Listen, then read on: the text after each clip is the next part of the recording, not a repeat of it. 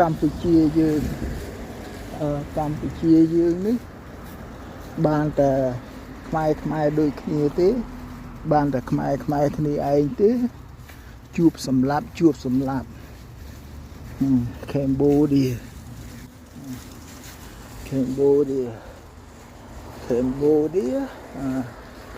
ខ្លាំងខ្លោចឆេះឈ្ងៀមបានតែជនជាតិដូចគ្នាជនជាតិខ្មែរដូចគ្នា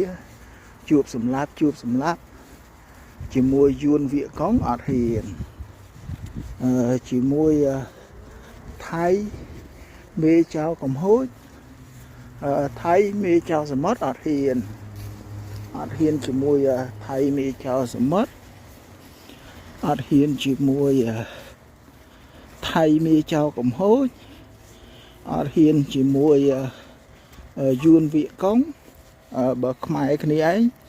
សិតតែជួបសម្លាប់ខ្មែរដូចគ្នាជួបសម្លាប់ខ្មែរគ្នាឯងខ្មែរយើងខ្លាំងខ្លោចឆេះឈ្ងៀម